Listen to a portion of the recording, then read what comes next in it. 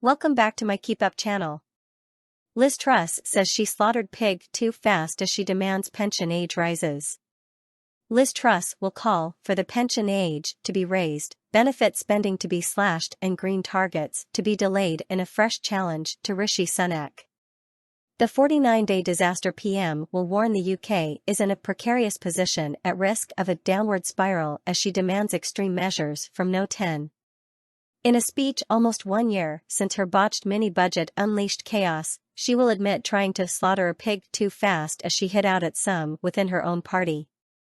But critics have lashed out, saying that letting Ms. Truss speak about economic growth is like an arsonist giving a talk on fire safety. In a 6,300-word rant, Ms. Truss will maintain she was on the right path and turn her ire on members of her own party.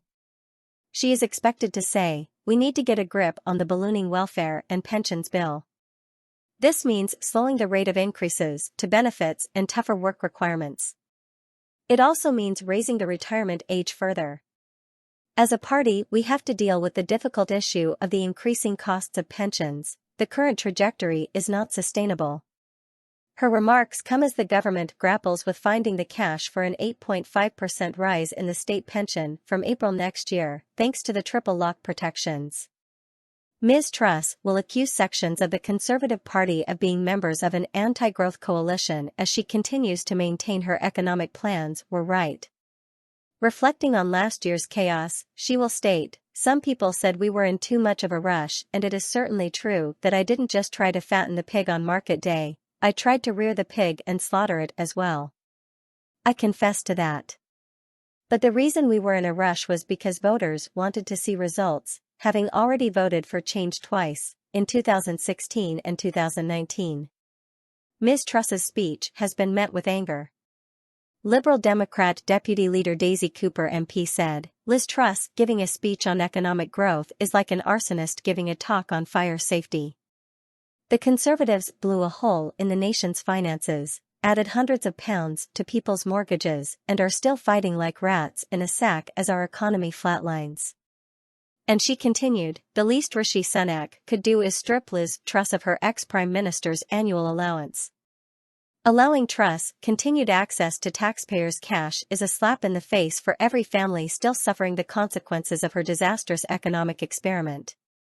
In a speech to the Institute for Government think tank, she will also demand Mr. Sunak delays net zero commitments such as a ban on new petrol and diesel vehicles from 2030. She will say, other environmental regulations, which are hiking the cost of living, like enforcing the replacement of gas and oil boilers, should also be abandoned. She said her plans to slash corporation tax, income tax, and VAT were not unfunded, and claims if her policies had gone ahead they would have saved the UK over £35 billion in 2 years. And continuing her pattern of blaming others, she will say, they weren't implemented because there was a reaction from the political and economic establishment which fed into the markets that were already destabilized by the Bank of England's slowness to hike interest rates and the failure to regulate LDIs, liability-driven investments. I was effectively forced into a policy reversal under the threat of a UK meltdown. Source: mirror.co.uk. Please like, share, and subscribe. Thank you for watching.